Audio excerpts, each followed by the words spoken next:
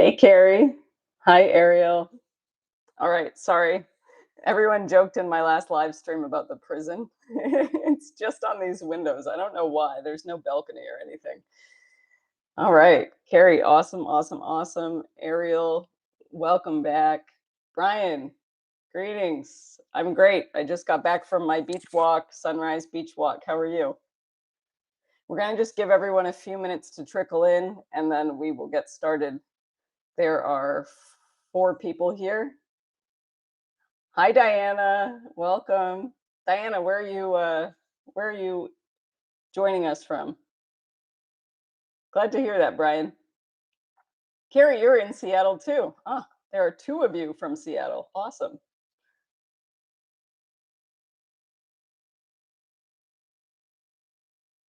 All right. Let's see. We've got 12 people here. Thank you to the 9 of you who gave it a thumbs up already. It pushes the live stream out to other people. Anna Banana's here. Welcome. Agnes from Canada. Awesome. Nice to know your name. Oh, you're in Montreal. Awesome. I love your city. I've been many times. It's wonderful. Hey, Robert, welcome. And Cheryl, it's all the usual suspects. I love it. Welcome. There are 15 of you. We're just going to give it a couple more minutes and then we will get started. If you need a drink or a snack, maybe grab that now. Cheryl, I hope you all have recovered after the floods and everything. It sounded crazy. All right, so let's see. Yes, it is a West Coast group, it seems, aside from 2 Canadians. Awesome. Elder Zebra. Oh, from Pennsylvania. Awesome. You're camping? Oh, I feel honored that you would join a live stream with me while you're camping. That's awesome. Have fun for me. I'm in a wonderful beach city, but nonetheless, it's a city. So, there are trade offs there. So enjoy the camping for me. All right, there are 17 of us here. Thank you for joining. Today we're going to format it in. I am going to give a bit of a talk, and then we're going to have a free-flowing conversation based on what I said, and also based on what's going on in your life. If there's anything in particular you'd like to talk about, general questions that could help everyone. That's kind of how we're going to format this. So let's get started. There are almost 20 people. Now, I'm familiar with most of you. So, if some of this doesn't apply, please know that I'm going to say everything so that no matter who watches this in the replay, it can benefit them as well, even if it doesn't apply to you. And I would also like to preface this by saying, if there is anything that I say that doesn't resonate with you, just toss it out the window, okay? In my experience, when I've listened to people give their opinions and perspectives on life and how to move through things, that sometimes something doesn't resonate with me at that moment, but it lingers in the back of my head, and sometimes I come back to it and it does resonate. Um, and then sometimes it doesn't. So that may or may not apply to you when you hear me talking. And if it does, again, just disregard it. Okay. I don't believe that I have the answers for everyone. I just know that I have certain techniques and approaches to things that work for me and may work for you. Okay. Hi, Newman. Welcome. Okay. So let's get started. There are 26 people here. Thank you to those of you who have given this a thumbs up already. I appreciate that. It really helps people join the live stream and get to know that it's happening. So the whole thumbnail you saw is Storms Will Always Pass, and this is a live stream about moving through challenging times. Walperian, welcome. And if I just ignore the chat for a little bit, it's just because I want to put forth this information, and then we can have a free-flowing discussion. Okay. So first and foremost, the one thing I come up against often when listening to people talk about their challenges or their problems, so to speak, is that they immediately take on the victim mode. And sometimes they don't even realize that they're in victim mode. And that is the number one thing holding people back. Okay. And so if that is a place of comfort for you, that's great. But I am not the person to assist you in moving through whatever challenges you've got. Now, I have to say that when you're going through challenges, the first thing that I always do is I look for where am I leaking my energy, okay? Because I know I'm not in the victim mode. Sometimes I get into that, but I have to yank it myself out. It's a natural human tendency. But the next step is to see where am I leaking energy, okay? And the easiest thing to eliminate from your life is removing yourself from the collective mentality. Lots of people do not realize how draining it is when they participate in the collective consciousness. And by that, or I should say, the collective narrative. Now, that is when people are constantly tuning into the news. They are attached to the media, the social media's pushing of world events and everything else, and politics. Oh my goodness. And the divide and conquer sort of approach to everything. If you notice, everything that's being pushed out to you is to create division. So the moment you buy into that, you start wasting energy. And when you are investing energy in that, you cannot invest energy in yourself. All of that energy is going outside of yourself, not inwards. So if you are struggling with something, or you just have a challenge that you want to move through, you are selling yourself short. You are stealing from yourself by participating in that. Thank you so much, Nicolina. Um, so first and foremost is to start conserving your resources. Your resources are your energy, and your energy is your creative force, okay? If you believe that you have the power to co-create a life, and I will get into co-creation in just a few minutes. If you believe that you have the power to co-create a marvelous life for yourself, then you will absolutely prove yourself right, okay? A lot of this is mindset. Natasha, you can ask me that later and I'll get into it, no problem. So again, really, really, really, you have to believe that you have the power to create a life for yourself, okay? And now I'm not going to get into the whole like just envision it and create a dream board and it all comes true. No, no, no, no, no. As some of you who know who've watched my trail talk, that's not how reality works. It is an important part of moving through things and getting to the other side, but it is not the answer. Okay. So, and now please use the language that you see fit, whether it's life, universe, God, the oversoul, the divine spirit, whatever you would like to call the greater creation. I see myself as a co-creator. I work in tandem with that creative spirit, that oversoul, that God, that whatever you want to call it. And I believe that when I move in the direction of something that I want, the creative force of this world meets me. And I would say in my own experience that it doesn't even meet me halfway. Maybe I need to move 30% of the way and it swoops in, picks me up, and carries me forward. Okay. And I still need to participate, but it brings me to a place that is even better than I can imagine. And so, why do I bring that up? I bring that up because it is us relinquishing the idea that we have to do everything, that we are in control of everything.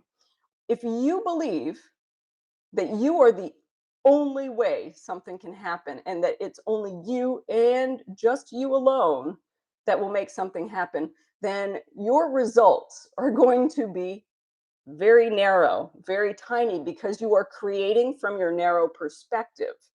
But if you move in the direction of something that you want, but you are open to life meeting you, to God meeting you, to whatever you want to call it, meeting you and supporting you and carrying you forward to a greater, more aligned point in your life, something that aligns with your values, then it will happen. But you have to have faith. And the way you have faith is to simply move in that direction. Okay? So that is a really big issue that I feel most of us have, is that we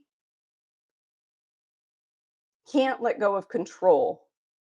Really, really, really, we grip onto life. We hang on to it and we think that we have to do things. And it has to be all us. And everything has to be a grind. But you know what? I'm going to tell you it doesn't.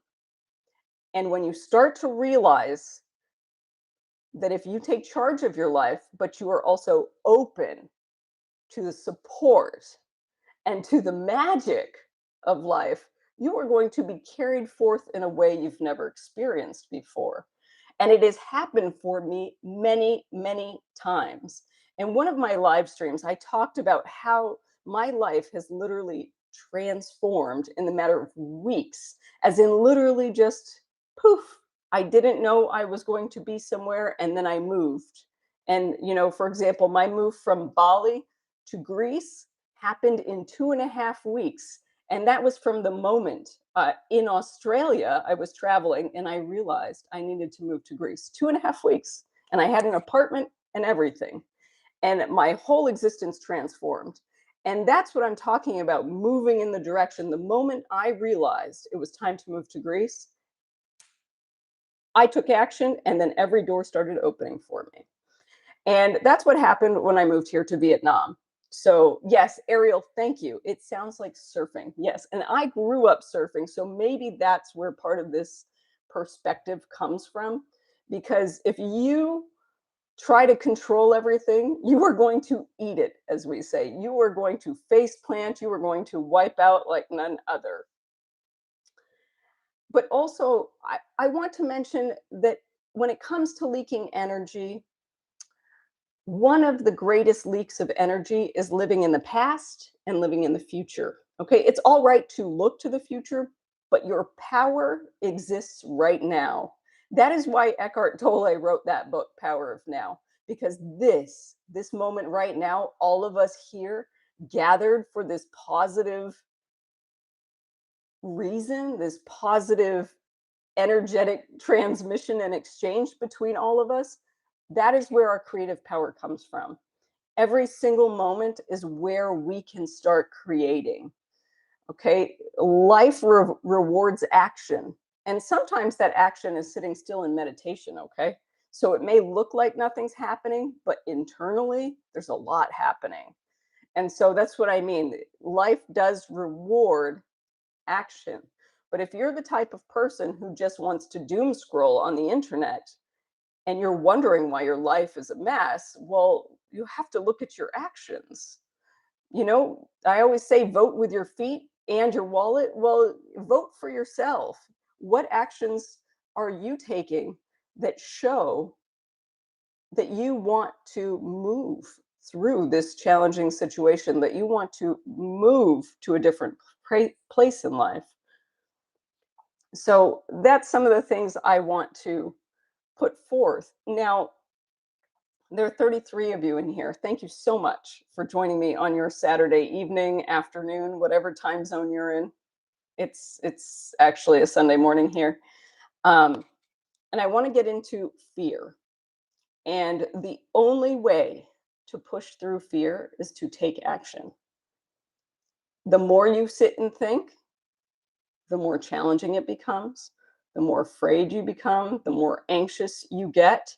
And anxiety is often the result of concerns, worries, and desires being met with no action.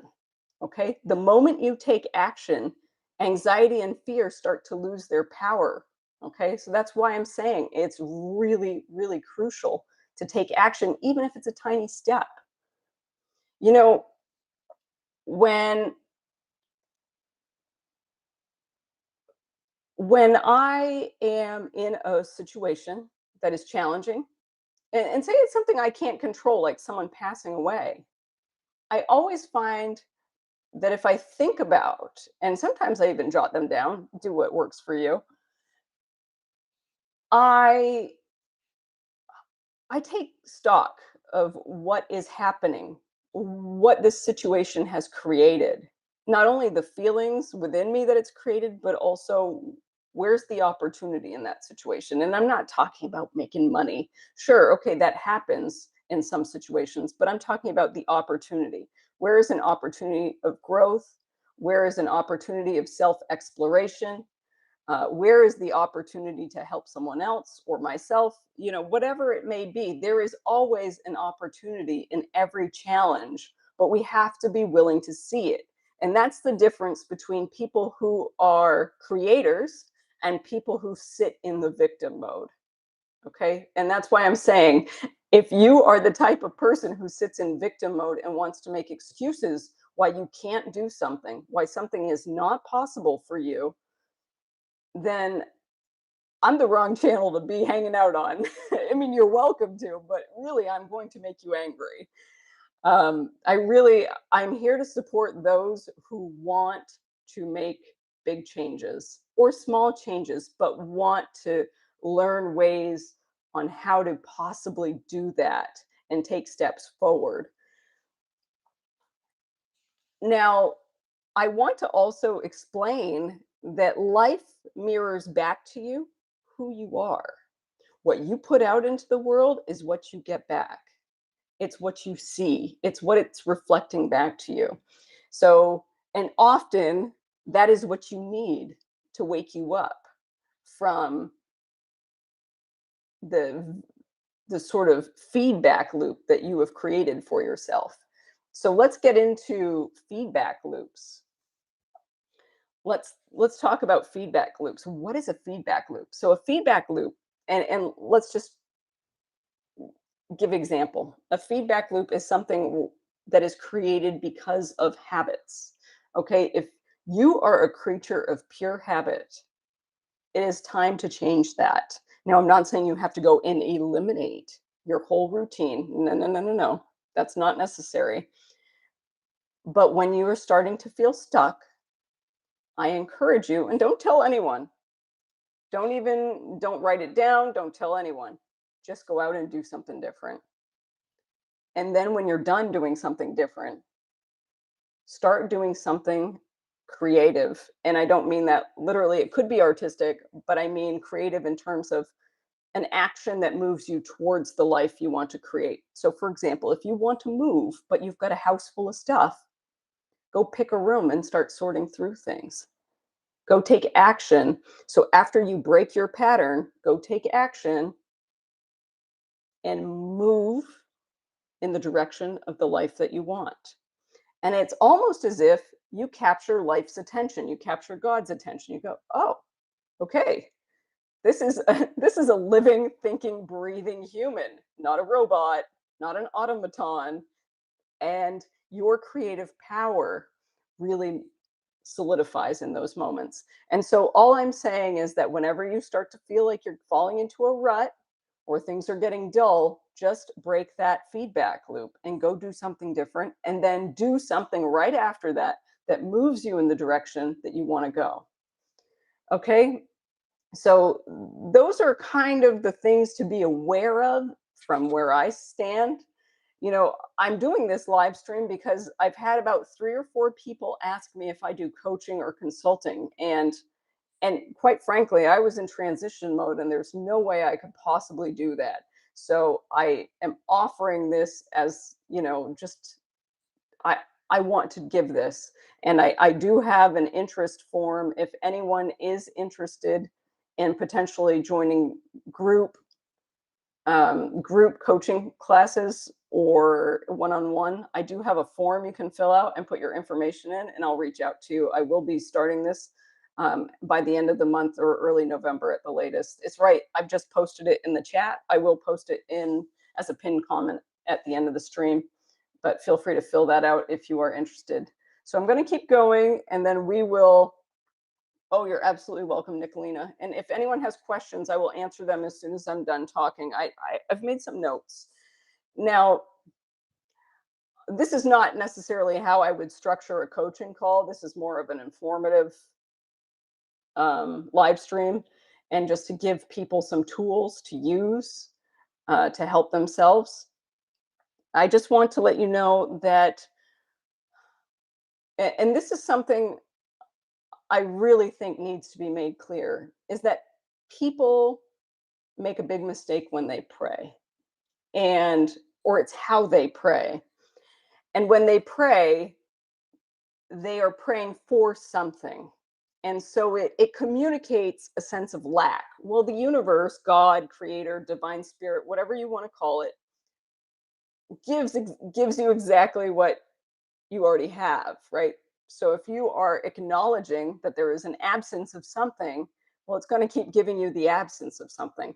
However, when you commune with the creative spirit or the divine spirit within you, and you focus on the abundance of having that and what it feels like when your life is in that place or when you have that circumstance, um, you are going to, and you keep doing that and you keep feeling that, it's the feeling that's the key, then you start to attract that. And again, I want to just communicate that there is a lag between what you are inside, because we all grow, right? But the external world takes time to catch up with this. And go easy on yourself. The more you do this, the shorter the lag time. Okay. And I'm serious. I'm speaking from my own personal experience. Sometimes it used to be months and years, and now it's down to days and weeks a lot of the time. And I'm not saying this for people who say, yes, I want a Maserati and $10 million and blah, blah, blah. No, no, no. You have to choose something that is realistic for your skill set, um, for your natural talents, for your position in life.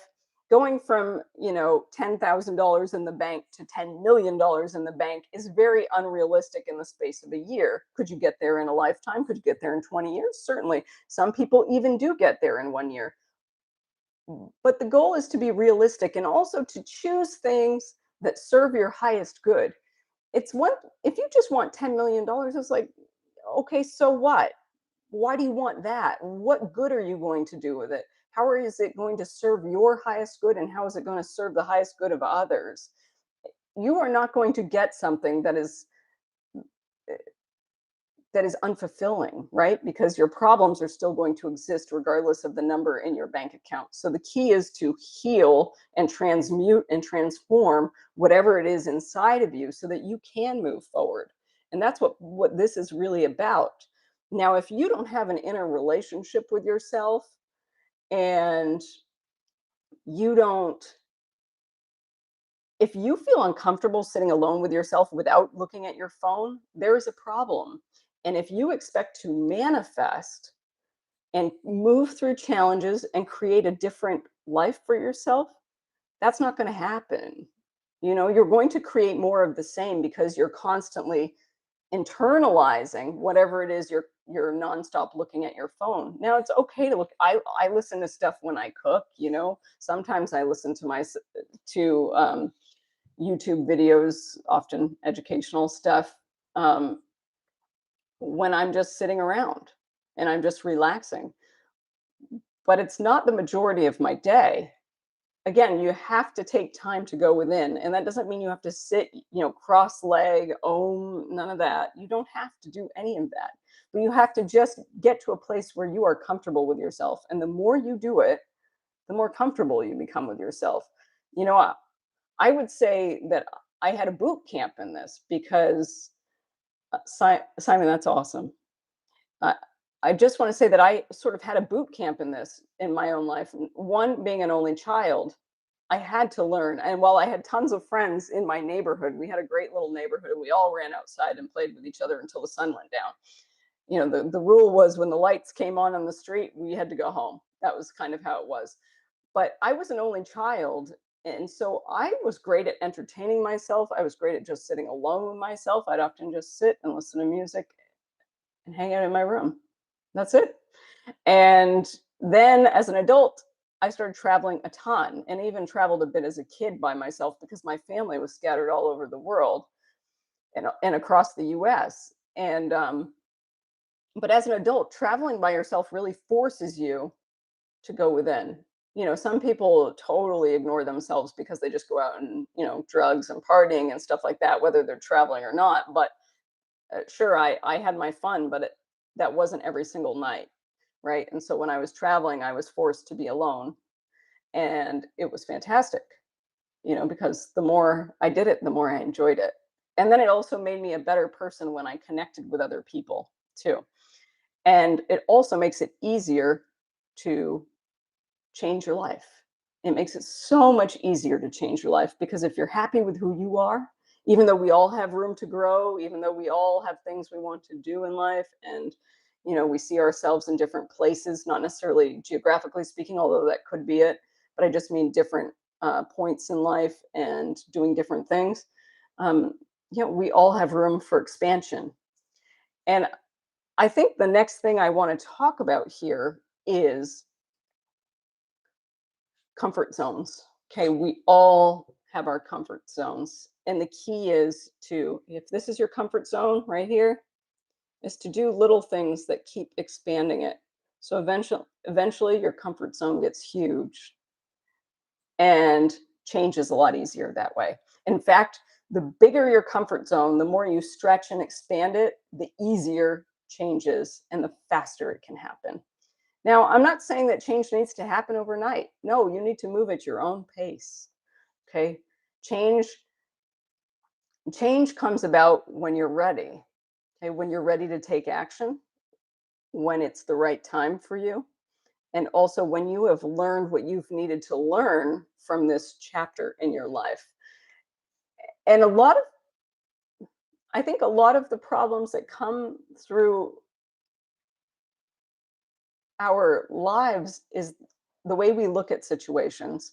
So even if something has caused devastation, even though something is threatening our livelihood, whatever it may be, we constantly see it as a problem instead of this is an opportunity. What can I do? What can I learn from this? How can I grow from this? And what can I change?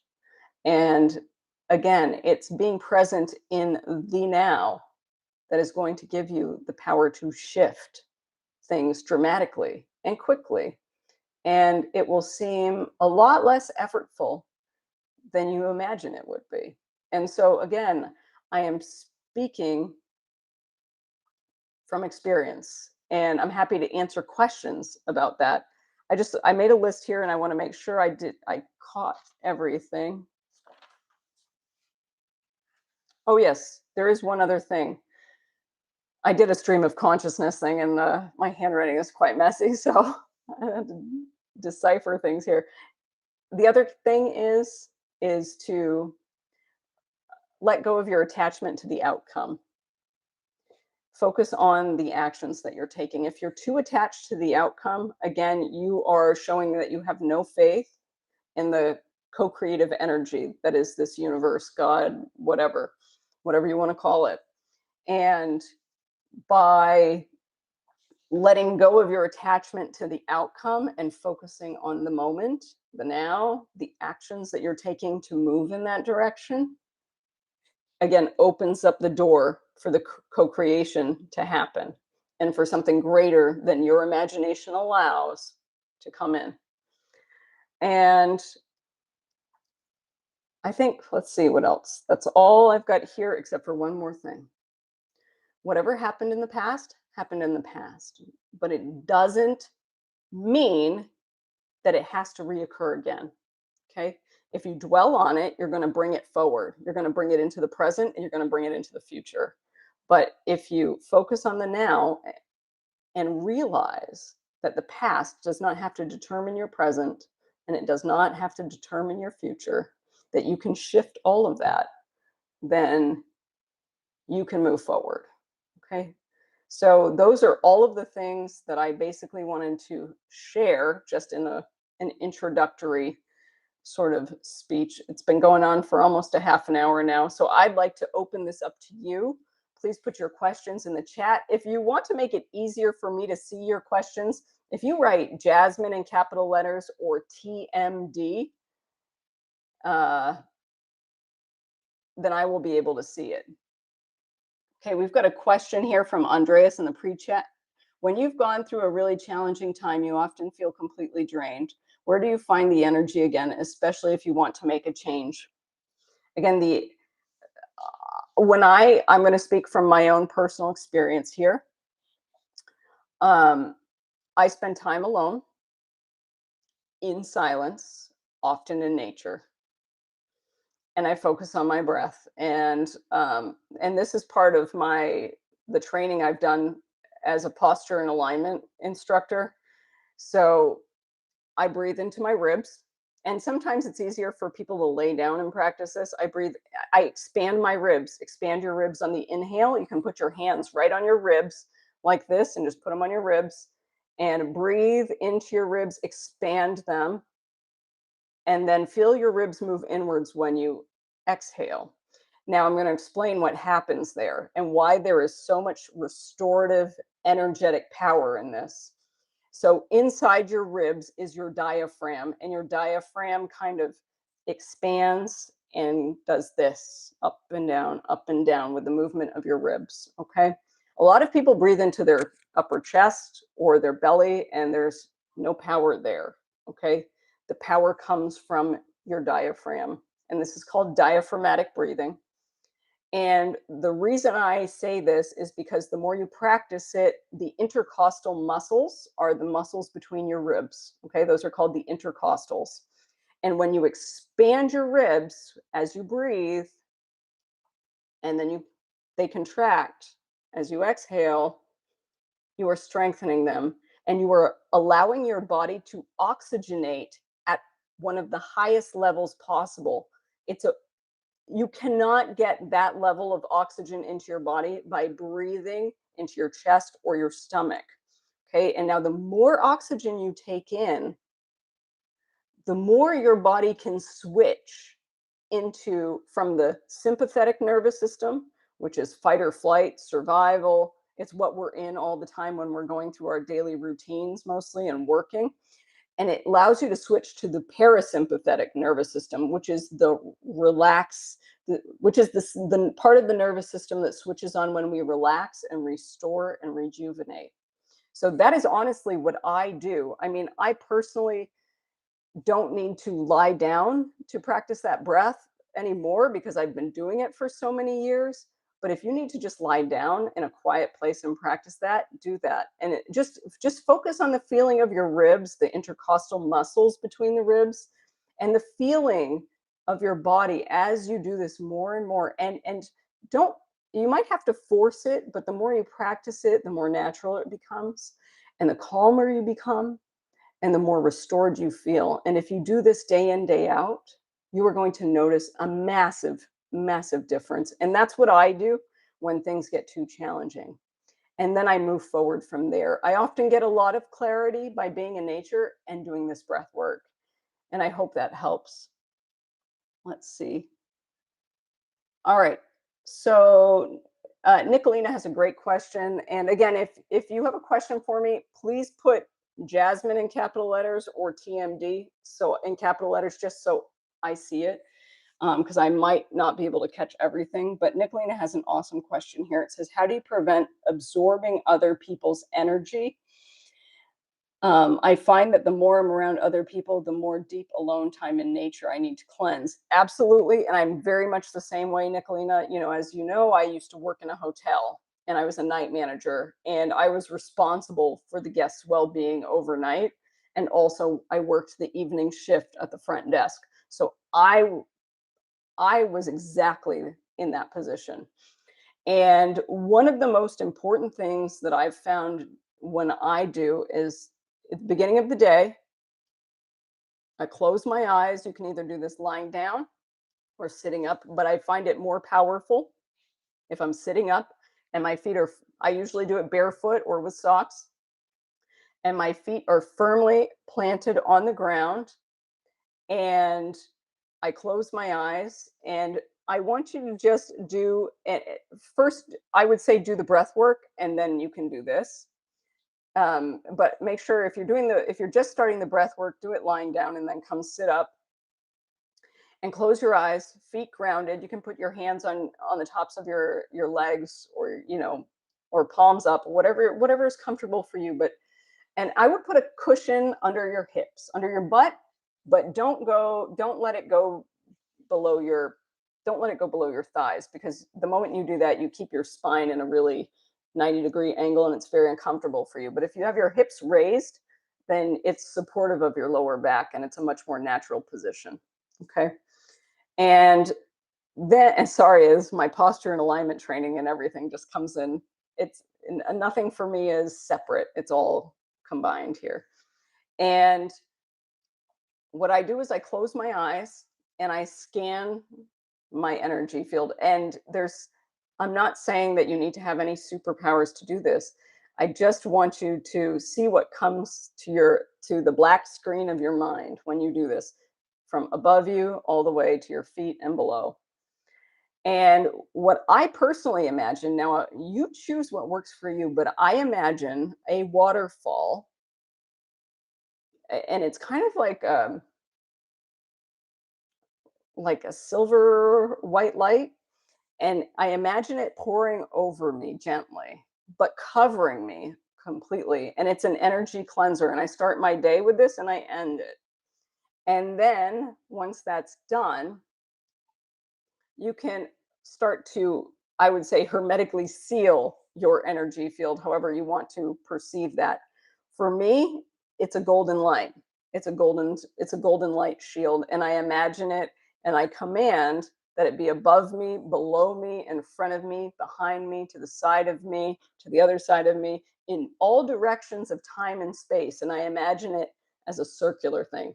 Now, again, what works for me may not work for you. So see what works for you, but you can seal your energy that way. And again, if you can take a few moments, if during your work, you have a few moments and you can escape to somewhere quiet, even if it's the bathroom stall, and you just pull the toilet seat down and sit on top of the toilet, and you don't need to use it, just, sit there and breathe and just be quiet for a few moments. And you can imagine that waterfall again, or again, whatever it is that you need. And I hope that helps. If you have any more questions, if you have any more questions about that, just let me know. Yes, Nicolina, exactly right. Service industry, guests, everything. All right, Newman, what advice would you give someone like Eek Akers, who is in a very challenging situation? He has a community of very supportive, loving people who have given him all sorts of advice. I personally would have pointed him a long time ago, and I actually I have found that I try not to give advice to people who don't ask for it. So, and that used to not be me. Okay. When I was in my 20s, I thought I had all the answers. So I gave advice to everyone.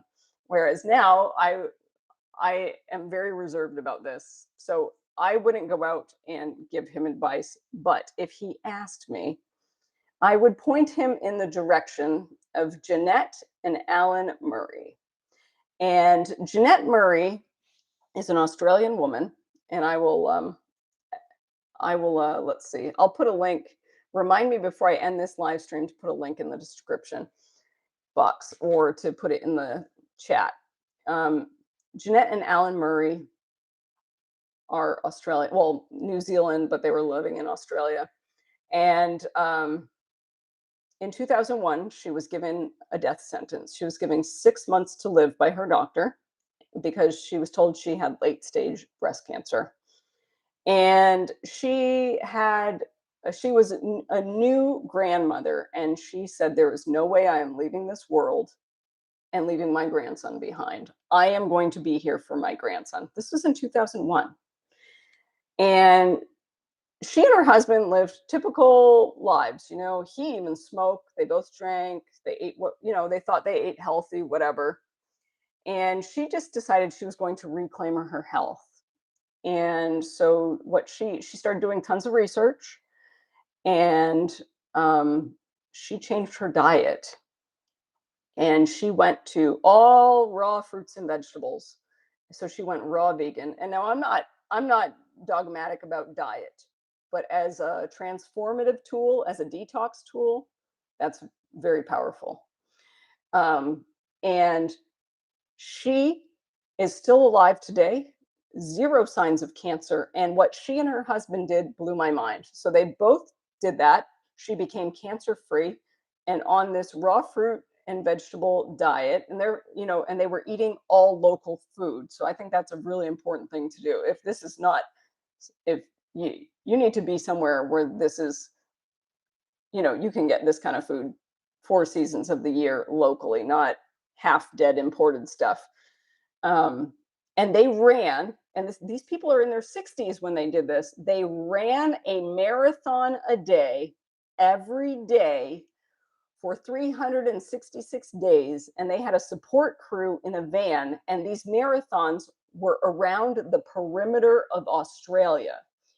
So that is a couple, the wife having beat cancer, running in their 60s a marathon a day around the perimeter of Australia, never taking a day off, never. It's consecutive. They broke every record in the Guinness Book of World Records when it comes to this kind of stuff. And that's what I would say, is that sometimes outsourcing our power to experts is not always the answer. And sometimes it is. If I'm in a car accident, I want the experts to work on me. You know what I mean? But sometimes going through the system isn't always to our benefit, especially if you keep hitting walls. Okay. And so she is a wonderful example. And there are many of them, many people using all different modalities, not just that, that have been able to overcome health challenges. And so that's what I would say. I would say, hey, Kevin, how about exploring new ways? There's also a wonderful guy called Dean Hall who overcame his death sentence from cancer by swimming in a cold river day in, day out. It was the Willamette River, and his name's Dean Hall. You can look him up. Wonderful. He has a great book. But I'm not going to go into that anymore, but that's a wonderful, wonderful question. Thank you, Wisdom Guide. I'm glad to know that you are able to be here during a challenging moment, and I hope everything helps. Testimona, any advice on someone who is supposed to be in a city for the creative work they do, but is struggling with autoimmune disorder flares and trying to heal in this type of environment? That is a wonderful, wonderful question. So I will say that I have received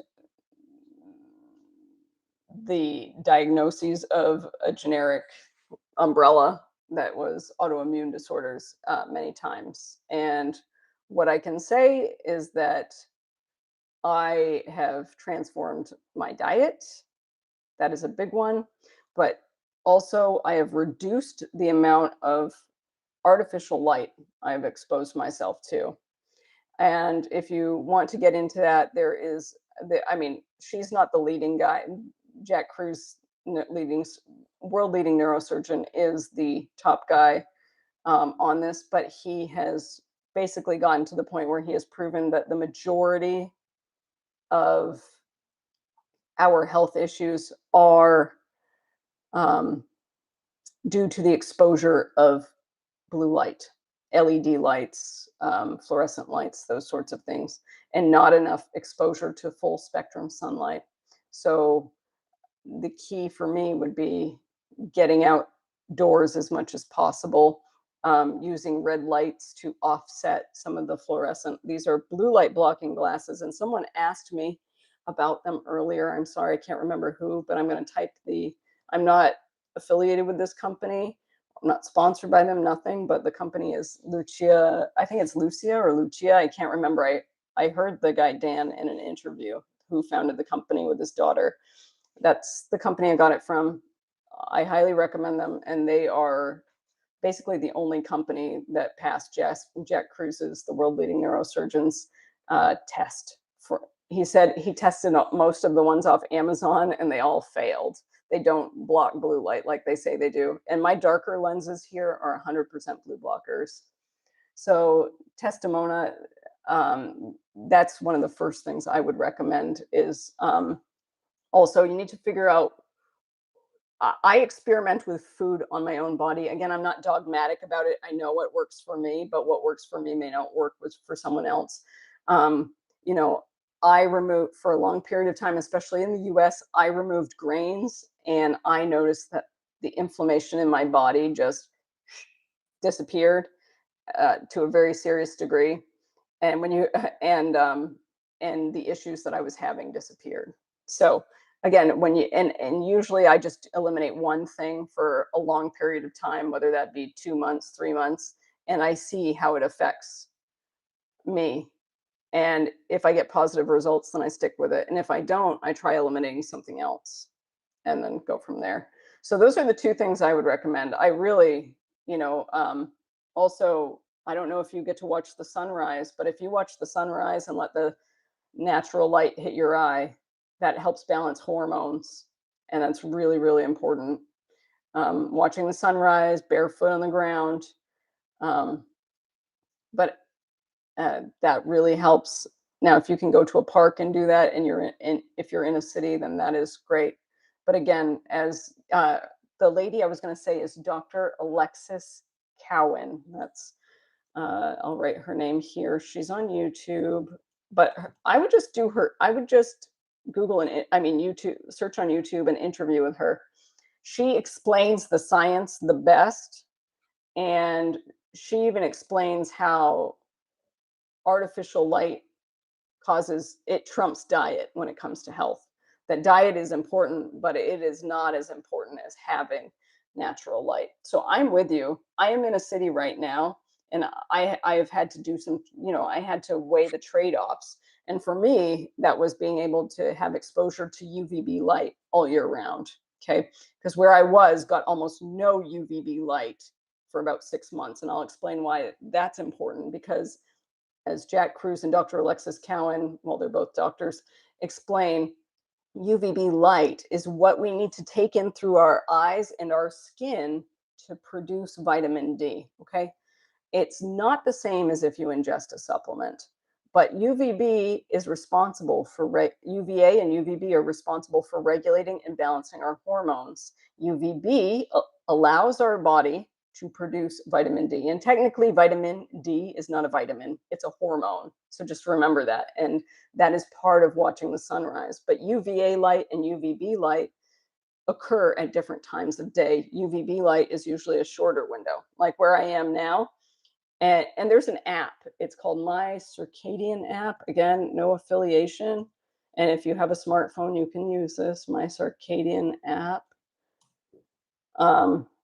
And there's a free option, and the free option is all you need. You can type in your location, and it shows you when there's UVA light, and that's usually from, first light to sunset, and then when there's UVB light. So for me, like sunrise is about 5:40 in the morning, and then UVB comes up at about 7:45, 8 o'clock. Okay, so I make sure that I get UVB as well. And again, this is all about hormones. These are, there are a lot of things that go into this, but those are some starting points, Testimona, and I hope they help. I really do. I'm with you. I'm in a city as well, but it's a beach city. And so that's the reason I'm here. Access to the beach, but year-round UVB. And, it's really a trade-off. And I'm wondering if you can find a city to do this creative work that allows you access to nature, and then also what kind of options do you have for doing at least some of this work via the web, so that you can be a little more location independent. Okay, let's see.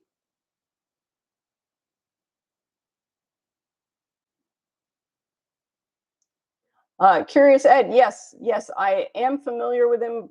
I should say I know of him. I don't listen to him, but based on I think what you said and also some other folks in my comment section, a lot of his teachings are very much rooted in Buddhism, even if he doesn't realize that. I'm not sure. I haven't listened to him.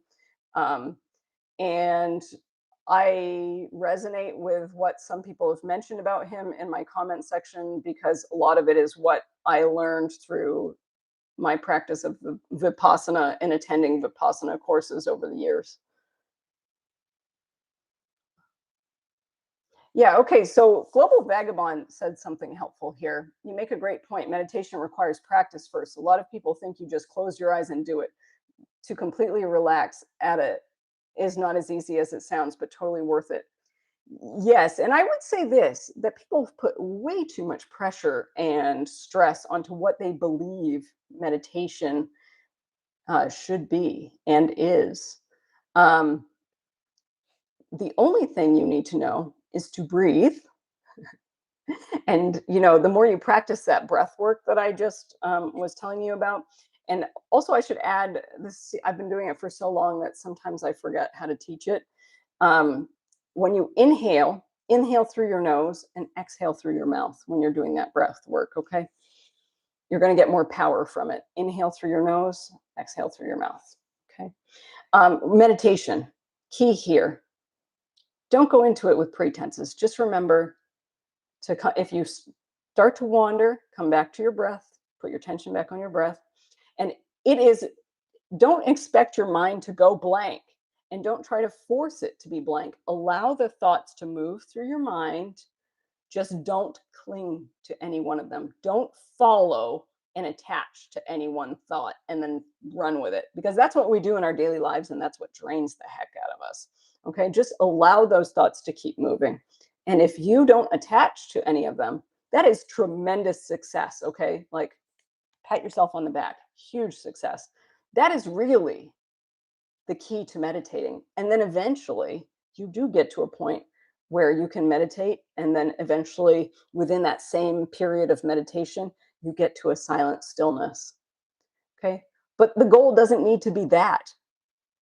The only thing you need to worry about and concern yourself with is just sitting down, breathing, and allowing the thoughts to just go by. Because you know what? They may not even be your own. You don't know what you're picking up from all around you, especially when you're around so many people throughout a day. You don't know what subconsciously you're picking up or energetically. So keep that in mind. Okay, so let's see. Um, oh, you're so welcome, Glenn. I'm glad you found that valuable. Yeah, and I'm happy you could be here to benefit from that. Nicolina, am I going to be moving back to the US at any point? Highly likely, yes. I suspect I will. Unlike a lot of people, I don't leave my home country because of any grand political grandstanding or anything like that. I move when I feel guided to move, but I love my country, and so and I connect with the land a lot, and that is really important to me in the long term. I do have a vision for my future when I'm ready to be a little less gypsy footed, shall I say. And that will be to have a small home, a cottage or a cabin, and have a food forest and just live closer to the land. I've had a lot of experience. I've lived in a tree house without electricity. I worked for a private members club way out in the middle of nowhere, and I mean way out. Like you wouldn't know how to get there unless you knew someone who worked there or who was a member there and gave you directions. And even then, you'd still have to find it on a lot of logging roads. No signs, nothing. And I lived, and it was awesome. I lived in an antique log cabin, and when I say a private members club, I mean for high net worth individuals, and I mean that just monetarily. It doesn't mean that they're spiritually elevated or anything. Um, and nice. A lot of them were nice folks, though. And it was an antique log cabin, and no electricity. We had gravity fed water. We did have hot water, but it was gravity fed, and it was in the mountains. It was awesome. And the only building, there were two buildings that had electricity: the dining hall and oh, actually, I lied. So the manager's cabin had electricity, the dining hall, and then the housekeeping. And I was lead housekeeping lady, and that was awesome. And I loved that quality of life because you're not surrounded by artificial light all the time, and that's something I struggle with cities. Trade-offs, but yeah, it was a beautiful quality of life, and in some ways I'd like to replicate a version of that for myself, like different buildings maybe, some that have electricity. Bedroom has no electricity. um, you know uh, I just have a certain way of life that I envision for myself, and it may change over the years, but this is what kind of the vision I've had for myself when I'm ready to settle, for a while now, and just to be able to live in a way that's different than just one big box. You know what I mean? I love round structures, or like octagonal structures. Just I have lots of different potential ideas for my vision, and I see them playing out in a landscape that looks to me like the US. So I'll keep you posted though. Let's see. Carrie, I am fascinated by your take on healthcare, that if you had a large hospital bill, you would set up a payment plan. If you were to be treated due to a severe injury, how would you cover such an expense? Again, payment plan, I would, and usually, even if you pay below the payment plan, from what I understand, they it doesn't go to collections. They just keep accepting the payment. I don't personally, I don't stress about those things. I I just do absolutely what I can and take responsibility for what I have going on. Like my emergency room trip is, for a payment plan, it's $100 a month, but I can pay that off whenever I want. Um, and if I have to call them and say, "Hey, look, I can't pay you that much," I mean, that's not my circumstance, but I'm just saying in general, if I had to call them and say, "Hey, look, I need to pay this much this month," whatever. But I set up auto debit. I don't care. Just take the money. And when I feel comfortable and settled enough in my freelance work, and I'm not needing to just keep a cushion of savings, I'll just pay it off. But yeah, I don't. I know a lot of people are fret about those sort of things, but I do what I can, how I can, and I don't. I really don't prepare for major accidents because it's almost like you magnetize it. That I don't know. I do my utmost to live in a way that is not fear-based, but also sensible at the same time. I think there's a balance, and that balance is different for everyone. And I don't judge anyone for making different decisions than me. Yeah, Ariel, it is kind of a mind-blowing concept to sit and meditate and not attach to thoughts. And that's the key here, is like, but it's a lot easier than trying to force yourself into complete thoughtlessness, because that's a major fallacy that a lot of people believe meditation is. Eventually you get to that place, but that's not the goal. The goal is to sit and practice and just sit down. And the more you can do that, think of it as a like a microcosm for daily life. Because if you can sit and not attach to thoughts that are going through your mind, you can also interact with all those people around you and not attach to what they say. And when you don't attach to what they say, that means you're not reacting. And when you're not reacting, you're not leaking energy. It's huge. It's major. It it is transformational in so many ways. And when you get to that place, when you practice your that non-attachment to these thoughts racing through your mind, and then you're able to put that to practice in real life, and sometimes, and it's not even conscious, like it just starts happening in your real life for you because you've already practiced it. Um, you're able to respond to people from a place of presence in the now.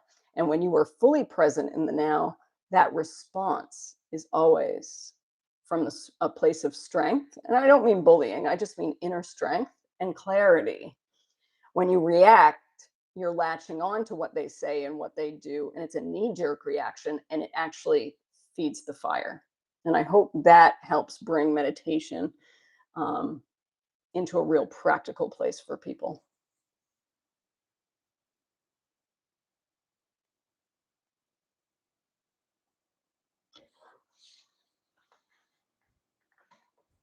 Um, Ed, yeah, hatha yoga.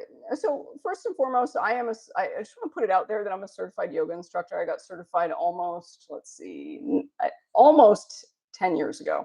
It's 9 years and some months. And I just want to put it out there. I'm trying to think of the name of the book. I think it's called Yoga Body, and I will look it up by the end of this stream here. Um, Yoga, there used to be only 16 positions, okay? And it was literally done to warm the body up for meditation. That is all yoga was. But when all the foreigners, the Brits and the other foreigners started coming to India and they showed interest in learning these positions that they saw some Indians doing, the Indians realized it was an opportunity to be industrious, to make money.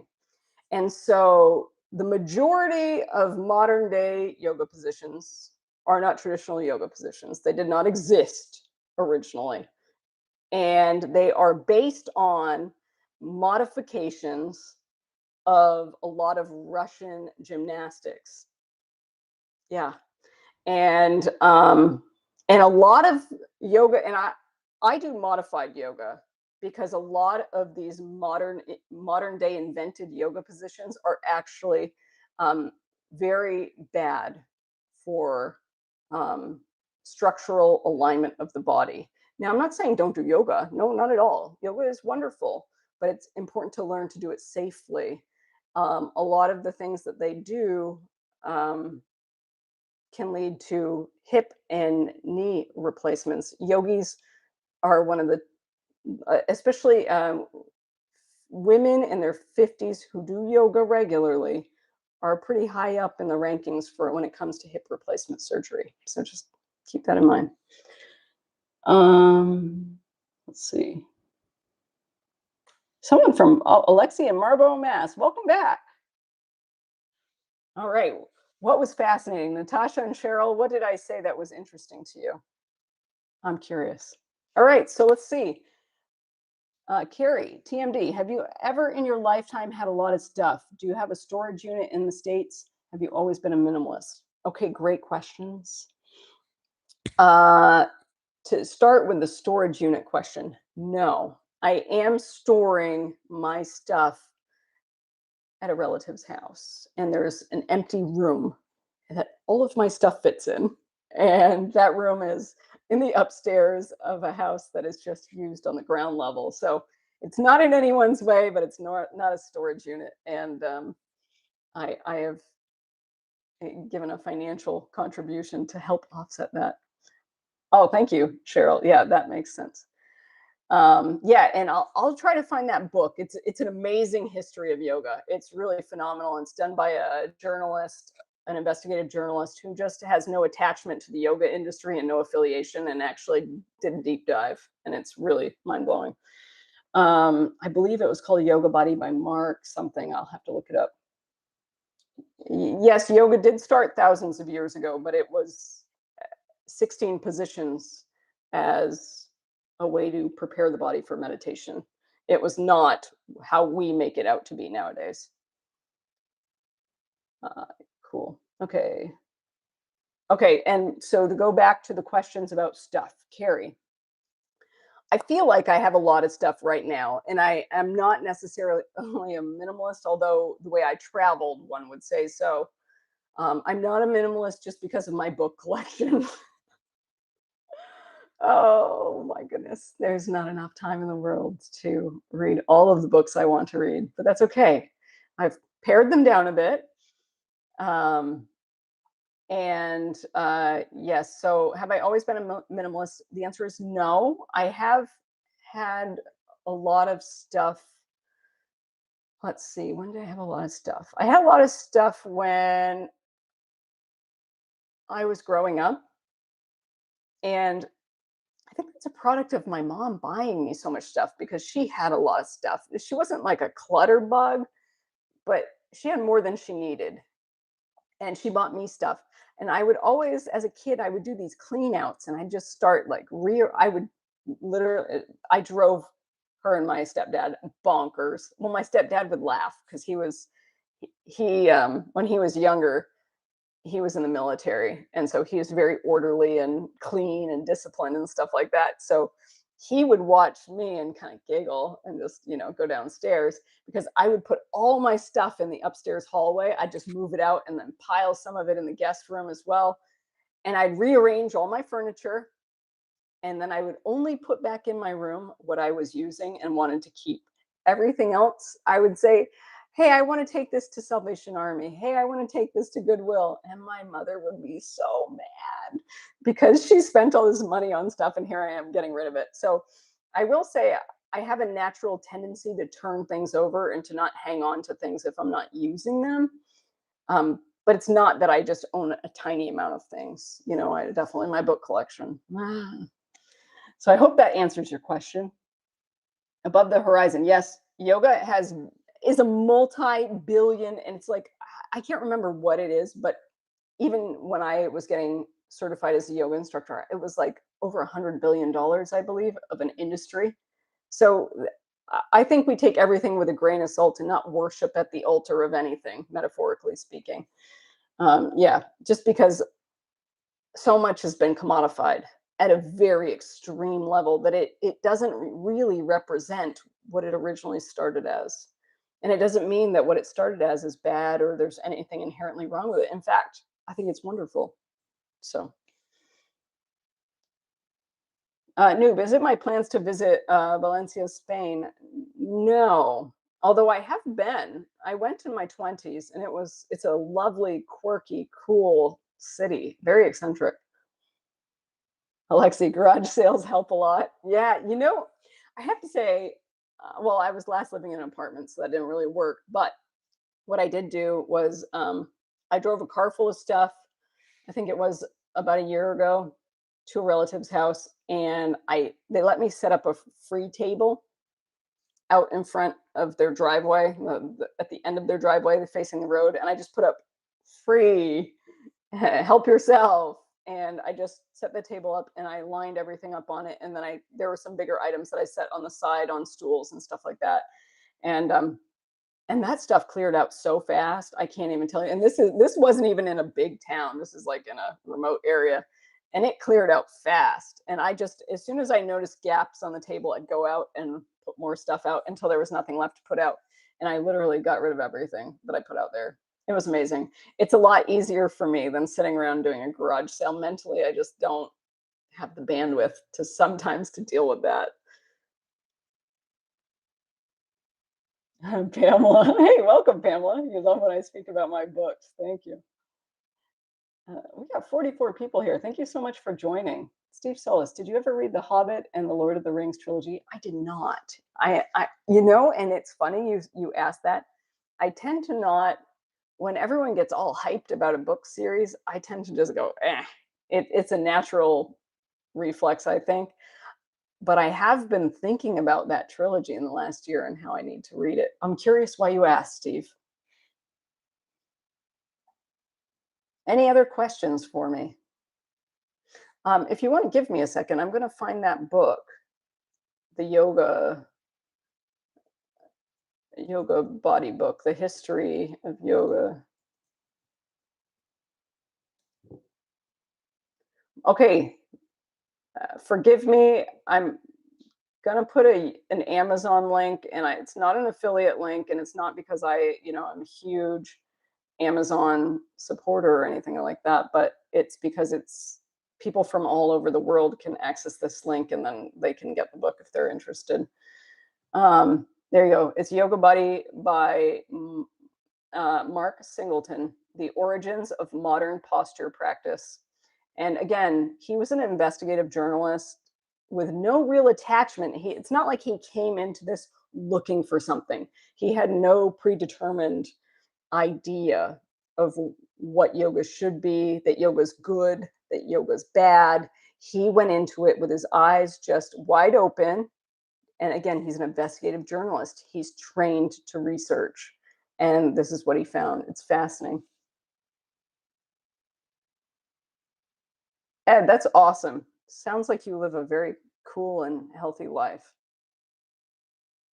My star sign. I'm not giving that away, Ariel. Sorry. But you can take some guesses. I won't confirm or deny, but I'm curious what you think.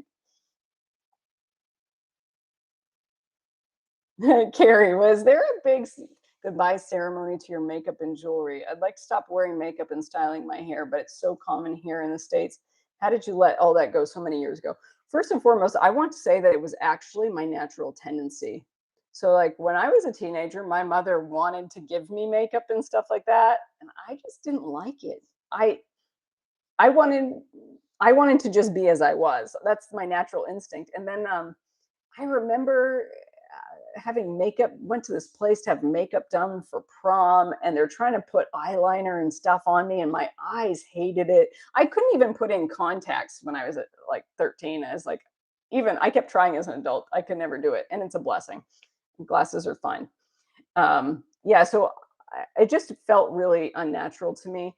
But if you want some sort of, how do I put this? If you want some sort of nudge, I would say that the majority of makeup and hair products and lotions are filled with toxic chemicals. Makeup is loaded with and perfume, oh gosh, loaded with heavy metals. That in and of itself should be enough to do it. And just and I noticed that women who stop using makeup, their skin improves because they're not clogging their pores full of toxic stuff. So there was never a ceremony. It was like my mother tried to give me her free Clinique bags or whatever that she would get when she would buy stuff, and I just didn't take interest in it. I think the most I would ever put on for myself was lipstick in my 20s, and I think I went to a wedding in my early 30s, and that was the last. I've been to weddings since, but that was the last time I put on lipstick. Seriously, I don't even own anything. Um, let's see. Let's see. Um,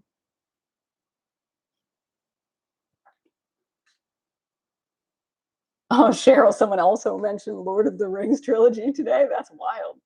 That's two people. Okay, it's a sign. When I figure out the book situation here, I'm going for it. Let's see. Pamela, my most favorite gift of all of my life is a simple magnet from New York Public Library with those beautiful lions. I cannot live without books. Yeah, books. I brought four with me, and I have to say, four is way too many to travel with.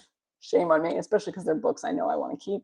I may have to just let them go after I read them and then repurchase them in the future when I sell down.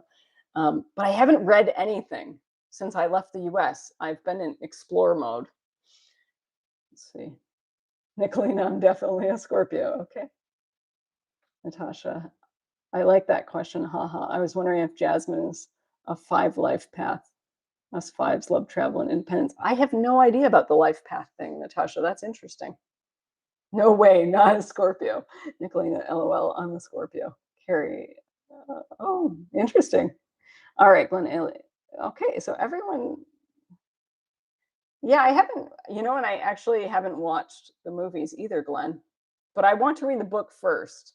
There's only one movie I would say that is better than the book, and that is the marvelous, the ever marvelous movie with Marion Cotillard and, oh my gosh, shame on me. I'm trying to think of his Russell Crowe. God, I can't believe I couldn't figure that out. And it's called A Good Year, and it's based in the south of France, in Provence in particular. And I've actually traveled that region, and I'm in love with the region. But the storytelling, the screenwriter did a phenomenal job. And the book is by the late great Peter Mayle, who writes dazzling stories about his life in Provence. But that novel, he wrote a novel that this movie is based on. and the novel's a disaster. The screenwriter took the nugget in the novel and made it an absolute diamond of a movie. Of course, the director is fabulous, and that didn't hurt. Let's see.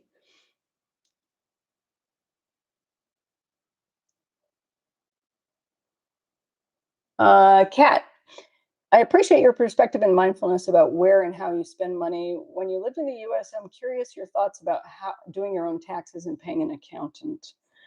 That's a very personal choice, but I will tell you that I will be doing my own taxes this year, but next year I will be hiring a tax professional because when you're living abroad, things can change quite a bit. So I will likely be setting up a business entity in 2026. And in the moment I set up a business entity, I stop doing my own taxes. Okay, that's my personal view on things. Like when I do that, I'm handing over the taxes. I want to understand what is required of me and the tax preparer, so that I can always understand what I'm looking at. I always believe in hiring people that are smarter than you and more capable than you are in certain things, but also being able to look at it and make sense of things. And yeah, so I would say if you set up a business entity, for me, that's my sort of benchmark for hiring a tax professional. The star sign debate goes on. And actually, I go by rising sign because that's more accurate. So anyway, let's see. Let's see. Questions for me. Are you a noob? I am not in need of a video editor. I really appreciate the offer, though. I like to keep it simple. And also, this channel is not making enough money to start hiring things out.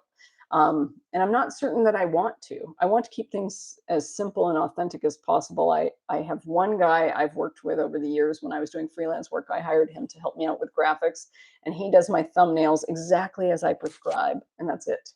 So, but I thank you, and I appreciate it. If I ever do need editing services, I will definitely reach out. Okay, so any other questions regarding the topic here of moving through challenges? Ed, yes, I am in Danang.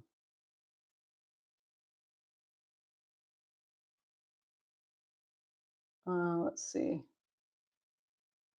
Oh, Alexi, sorry, my name's Jasmine. Yeah, I announced that in my first live stream, and everyone who heard that live stream caught on to it, but I didn't announce it in another video. So yeah, no worries. Yeah, I'm not in Hanoi. I started in Hanoi, but I rented an apartment in Da Nang. Brian White, what is it? What is it, Major Lawrence? That attracts you personally to the desert? It's clean. I like it because it's clean. Oh, that's a great. Yep, wonderful. I love the connection to a good year. Awesome. Um, let's see.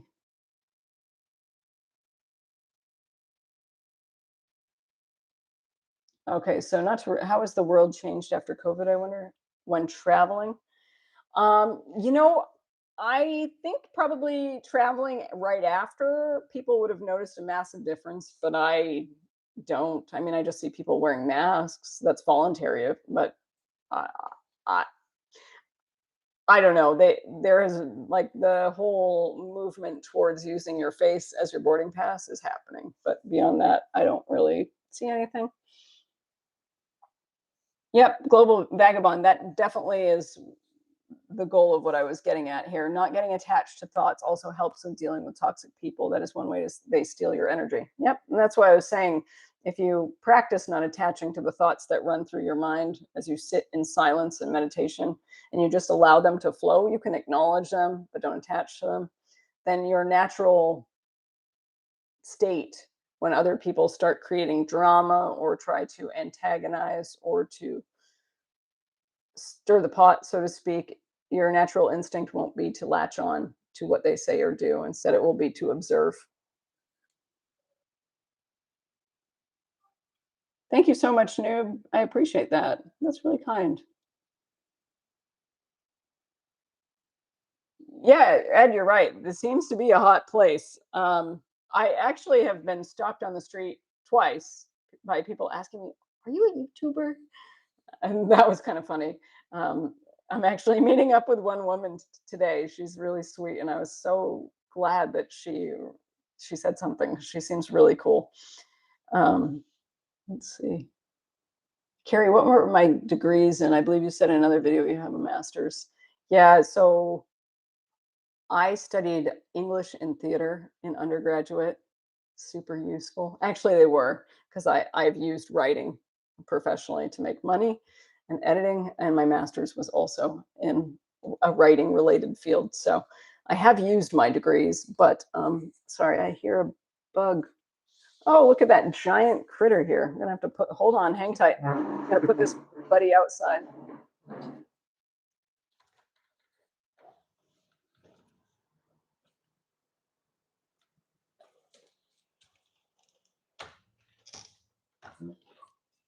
All right. I thought I heard a buzzing. Don't you love these prison bars? I'm like up on it's the US fourth floor. And there's no way, unless someone rappels down the building, which you don't see people doing around Da Nang, okay, then there's no way anyone could get in here. I don't get it. All right, so let's see. Any questions? Oh, okay. Yes. So for Carrie, I hope I answered your question. Natasha has a good question here. This is great for people who are single or married, whose partner wants to do the same thing as them, but not great necessarily if you have children. Natasha asks, best entry level ish jobs to save money in a pinch and get moving to the next place. Seasonal work. I have a seasonal work video, and you work in hospitality, and the jobs are all over the country in really beautiful places where people pay a lot of money to visit, but you get paid to live and work there. And bear with me, let me find that video for you. And I go into the details of it, and I also tell you how to find those jobs. If you are in the US and legally allowed to work in the US, which I hope you are, Natasha, I can't remember where you said you were from, then that will help. Let me get you that link.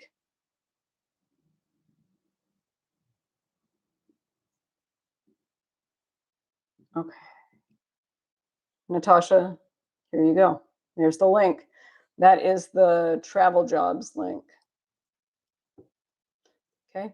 So those seasonal jobs are helpful for people wanting to save money because most of them, you can filter your searches so that it offers housing. Most of them offer either free or highly subsidized housing, and some of them even offer free meals. Some offer full board and for free or highly discounted, and some just give discounts on meals or whatever. So you can pick and choose as you see fit.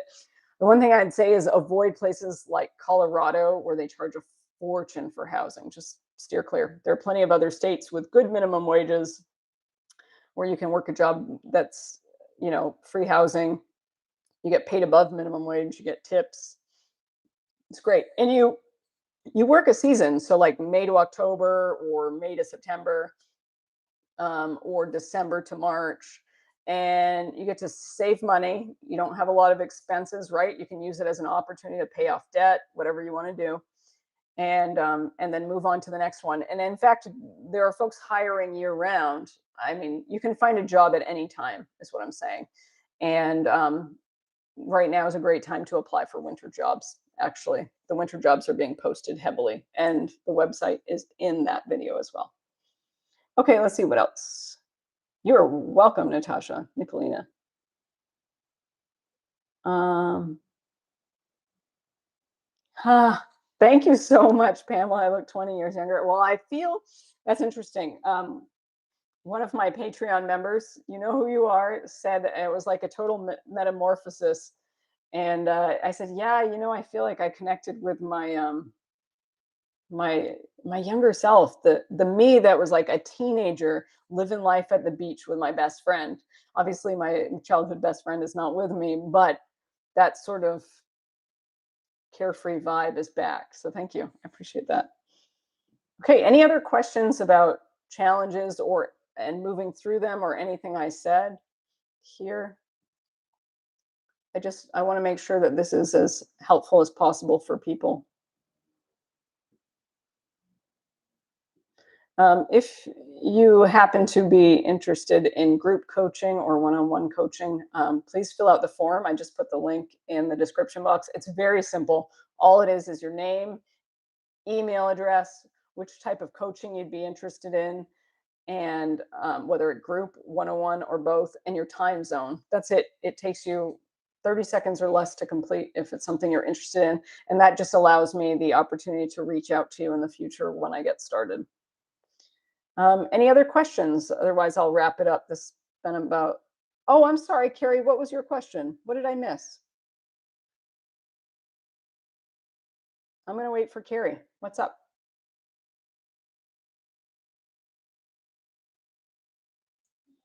Any other questions? Feel free to put them in. Carrie, if you could just copy and paste or retype your question. I'm sorry I missed that.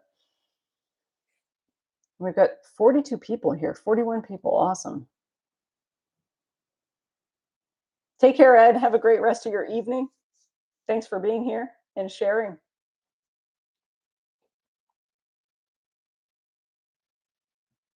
Any other questions? All right. You are welcome. Rift, my exploration days.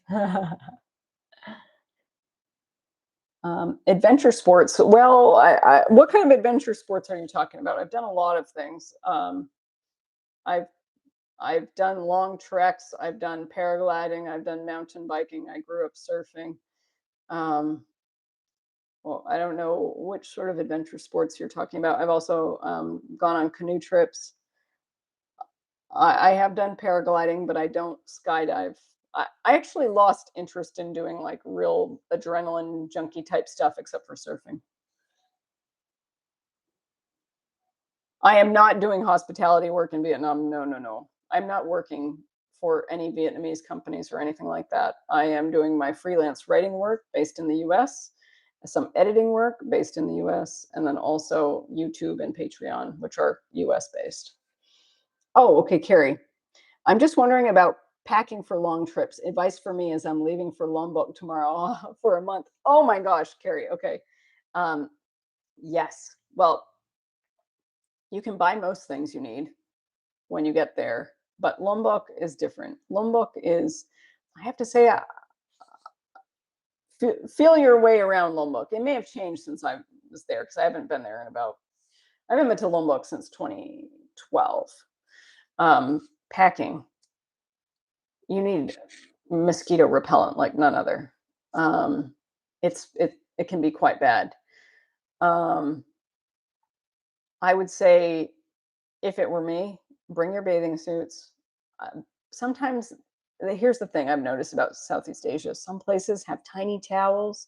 Sometimes it's hard to find beach towels because that culture doesn't really. And Lombok is um, very much Muslim, and I noticed that they're not very beach oriented. Like they go out into the ocean to fish and stuff, but I never saw a lot of locals in the water. So you may need to bring a beach towel with you. Just roll it up in your backpack. I took like when I moved to Bali, I had one backpack, big backpack, and one small backpack. That's it. And like for example, on this trip, you could pack similarly. Bring your bathing suits. I only brought one, and I brought one pair of board shorts. If I need more, I can buy more here. Whatever. Um, I brought I think I brought like 3 pairs of shorts, 1 pair of board shorts, and probably about 6 or 7 t-shirts. I brought 1 long pair of pants, 1 jacket, and 1 long sleeve shirt. That's it. Toiletries, some books, and what I need for YouTube and my freelance work. That's all. And that's all I recommend, really. I take less than what you think you need. I personally brought 6 t-shirts just because or 7, I can't remember, because I just want to be able to do laundry after 6 days or so. And, I don't want to have to do laundry all the time, but if you're going for just 1 month, just a handful of t-shirts and your underwear, bring whatever you want. I just wash stuff in the sink when I'm traveling, or I step on it in the shower, and it's the backpacker washing machine. Nicolina, you're from Ukraine. Awesome. All right, let's see. We've got more questions rolling in, so we'll keep going. 48 people here. Thank you for giving it a thumbs up. I appreciate that. 41 of you have already given it a thumbs up. Garrett, where are you based, please? That's more helpful for me. Any tips for jobs looking for someone after university with not a lot of work experience? The pandemic displaced me back to California. Oh, you're in California. Okay. Thinking of trying Canada again. That's where I studied. I don't think it's going to be easy for an American to work in Canada legally. So I would personally, I do recommend that travel jobs video. It's a great look. I don't promote hospitality, um, Garrett, as a long-term career. Actually, I don't promote careers unless you love them. How about that? But I don't recommend hospitality work for the long term. Um,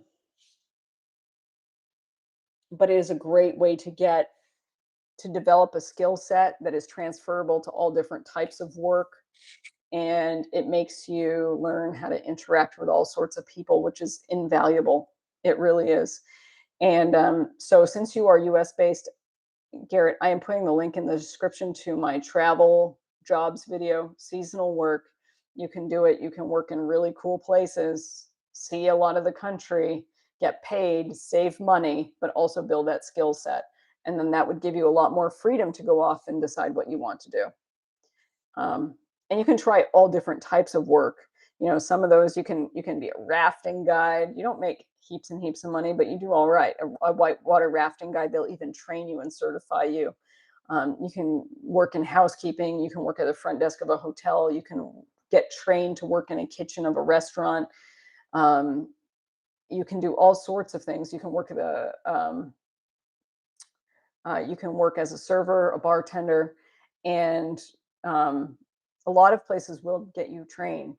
A lot of places will expect some experience, but there are places that will, and then you'll get the housing and you'll get paid. So use that video as a tool, and because those type of jobs allow you to build a lot of soft skills that are very valuable, regardless of what sort of interests you later on in terms of work. And then you can actually use that if finding a job after you do all this seasonal work is your thing and you don't feel like going freelance or becoming an entrepreneur, then you can talk about those soft skills and hard skills that you develop. Soft skills are the intangible things, like how to interact with people and connect with people in all different backgrounds, communication skills, those sorts of things. I hope that helps.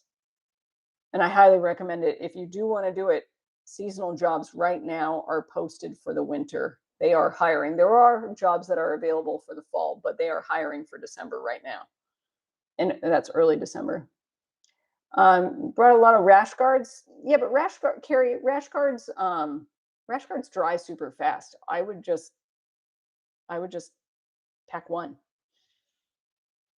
Alexi, have I ever been to Russia, Ukraine, Belarusia, or any other post-Soviet countries? If yes, what do you think about the people there? I've been around a lot of Eastern Europe, but I have not been to Ukraine, Belarusia, or Russia. And actually, my former partner fled, and his family, when he was a teenager, they fled the Czech Republic.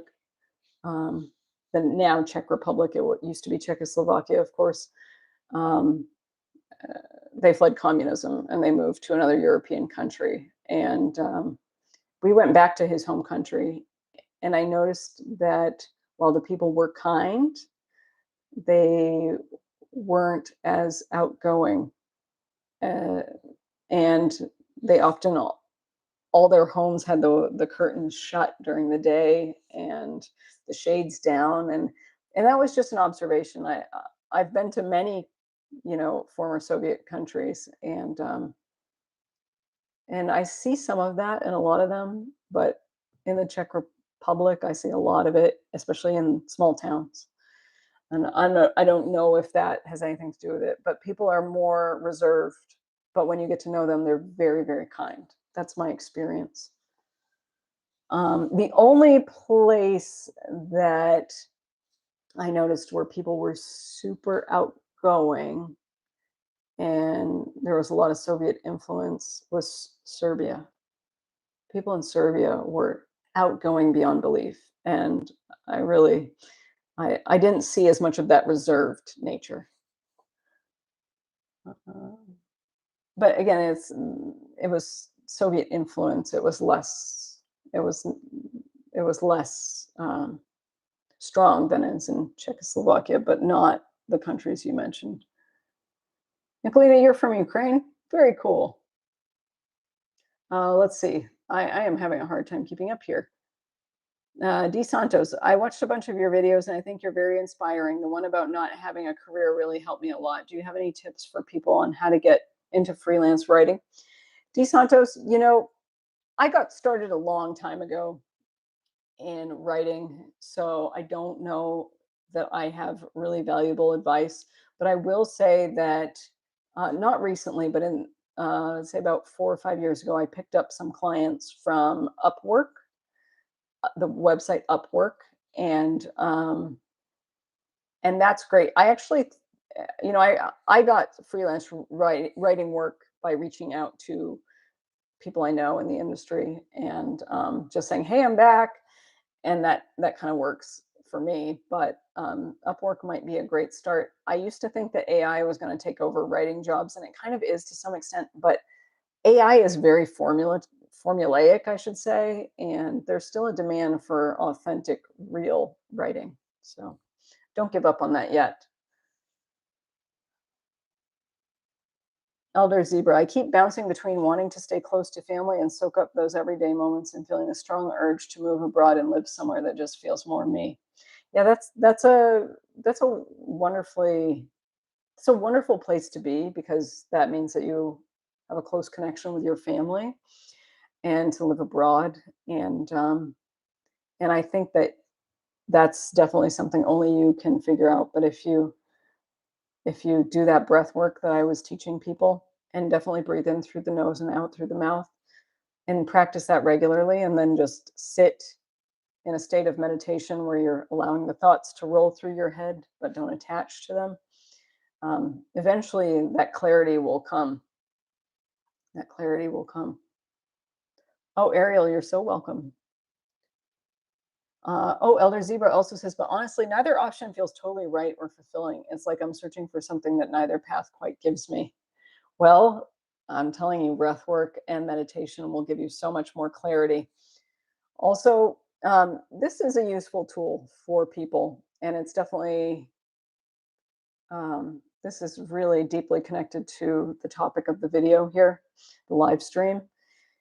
Um, Write down what you want on a piece of paper, everything you want, and then leave space so that just on the same line, you can leave a bunch of space. And on the other side of that line, you write the essence of what that brings to your life.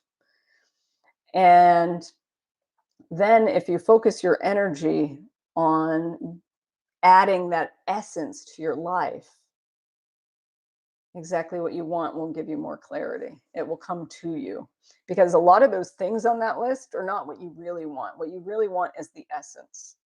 So don't judge yourself. Just list everything you want for yourself and just let it go. Free flow, no judgment, and then start tracing the essence of it.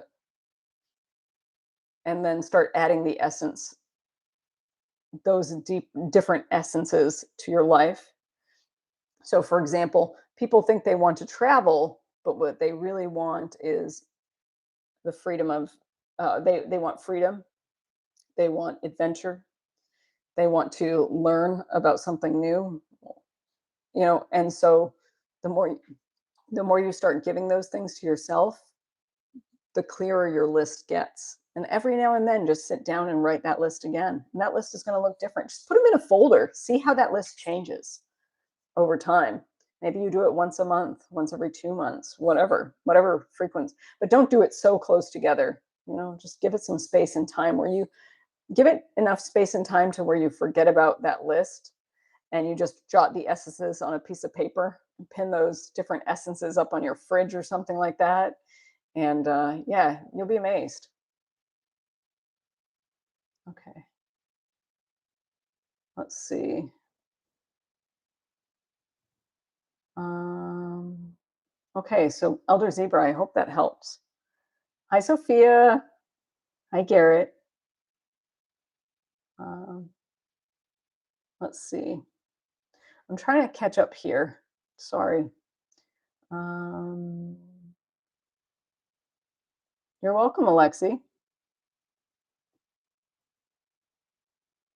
Carrie, what exactly do you write about with the freelance job? What kind of topics generally? Oh, I've done all sorts of things. Some of that I can give you some ideas, but some I can't talk about because I've signed non-disclosure agreements.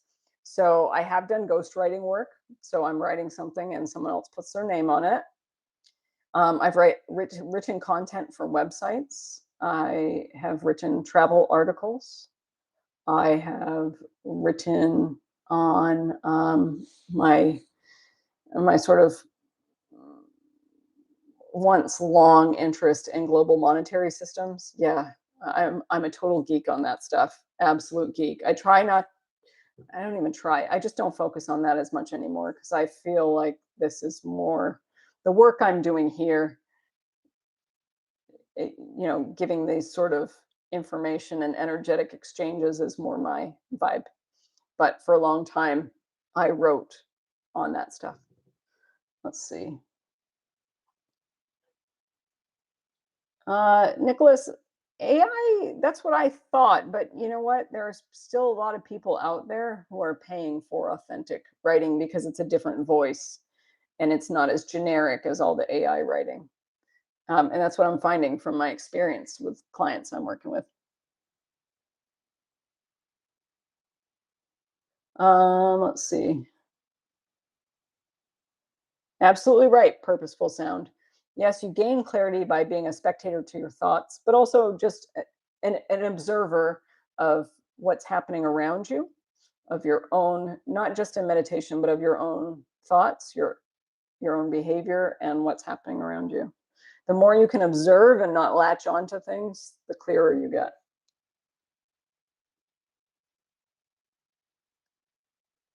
Yes, no, Pamela, I knew you weren't insulting me whatsoever, but yes, I know exactly your um, I knew exactly what you were going for. I know your vibe. You're not rude and insulting. And thank you very much. Carrie, have you ever done philanthropic work as in setting up clean water infrastructure in primitive countries? If not, have you ever wanted to? Um, that's not my calling in life, although I have done like day volunteering work in different countries. I've helped out with animal rescue organizations in particular, but it is not my calling to do that kind of work. For example, here in Danang, probably won't get involved in any organizations, but I have noticed that I've been cleaning up the beach independently. So, I may start a routine cleanup group here as a thank you to this lovely place for allowing me to be here. But I'm not against it. It's just that I feel like philanthropy takes a lot of forms. Um, Nicolina is asking what I think of the US economy. Well, that's not, I don't, so here's the thing, I don't get caught up in the economy because when you get caught up in the economy, you are saying that the economy is the source of your abundance and your financial well being. In fact, it does not determine that. I know lots of people who, even though the economy is supposedly challenging and unhealthy and not great, and yes, I totally concur. I don't think it's in a great state at all. It hasn't been for many, many years, and I'd say for decades even. Um, but I tune that stuff out. I create my own opportunities, and I have always felt that way. Yep. I don't. The moment you lock into that collective narrative is the moment you're a victim of it. So yeah. Ariel, Oh, thank you. You started with my F career video, and I've watched all your videos. It's interesting that I was in a moving process from a place with very little direct sunlight to one of plenty of sunlight. Yeah, so you and I made a similar jump, Ariel. Awesome. Alexi, what kind of music do you like? You know what, Alexi? That's an interesting question. I've stopped listening to music, and it's not that I don't like music, but I've noticed that a lot of things that I've been interested in just kind of fell away. Like I used to love movies, and now not so much. Music, yeah, I don't really put on music anymore. Um, when I used to drive, I used to listen to podcasts. When I had a smartphone in the US, I would download um, podcasts onto it or YouTube videos and just listen to them. Um, and when I had my light phone, I would do the same thing because you could download podcasts on that. Abroad, I've had to readapt to a smartphone. I don't really do anything other than banking and stuff like that on it. Use my laptop for everything else, but I needed a smartphone to secure my bank accounts, so and to access them. Um, yeah, so I don't really listen to music, but if I do listen to music, I enjoy jazz, classic rock. I used to listen to a lot of punk music in my teens and 20s, ska music. Yeah. But I'm pretty easygoing. I don't mind some old school hip hop, but I don't like rap. I don't like pop music. But yeah. Anyway, I hope that answers your question. Oh, Nicolina recently left a draining job to move across the country and was told by everyone not to because of the economy, but I found something else very quickly. Yeah. The moment you lock into the collective mindset and that whole narrative is the moment you fall victim to it. But if you just tune out and say, "Hey, I'm doing my thing," life meets you always. God, life, whatever you want to say.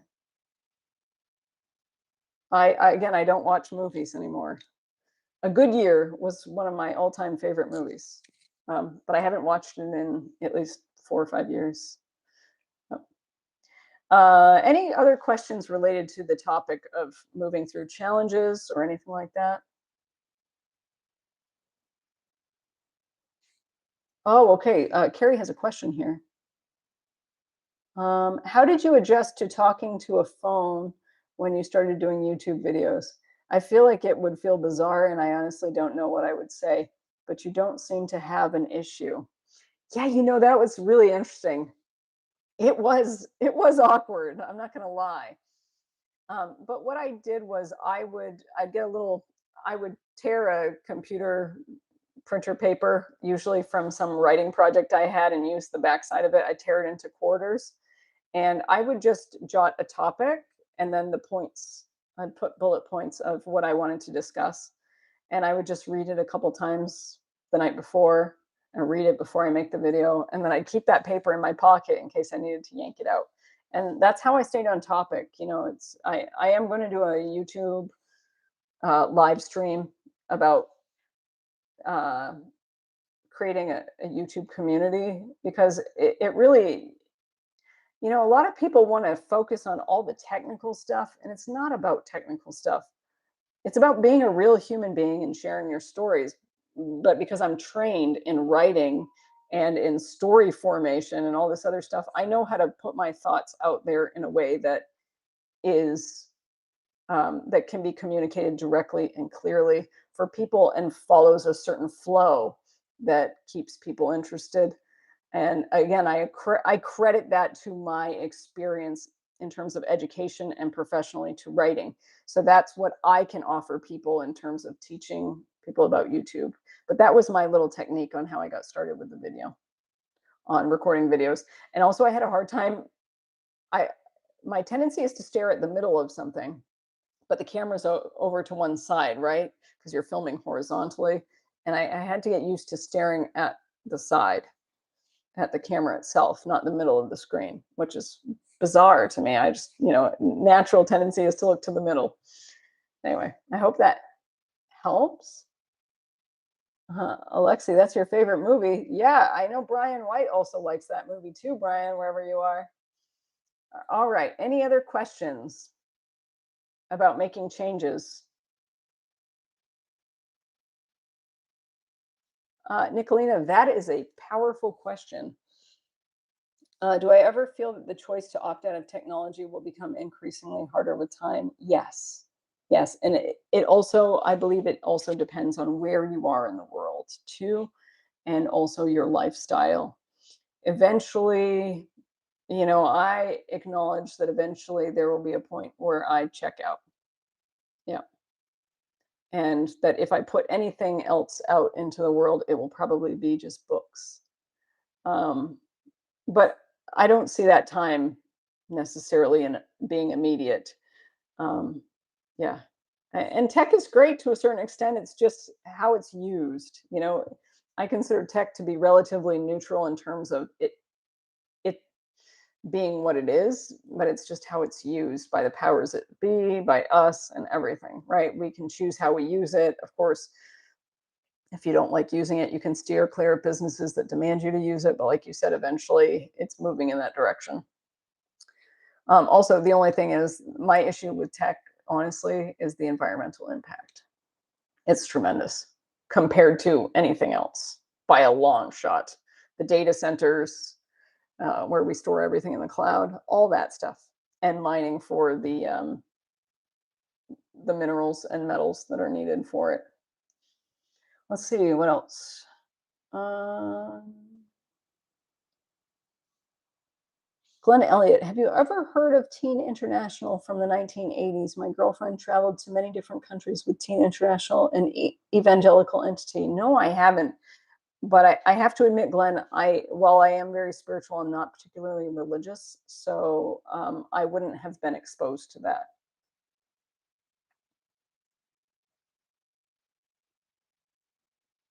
Nicolina, yeah, you just have to make personal choices.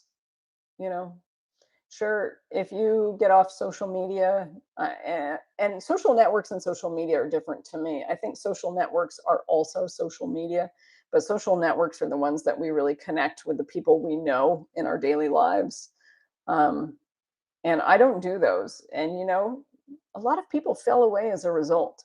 And that's okay because those relationships weren't really deep anyway.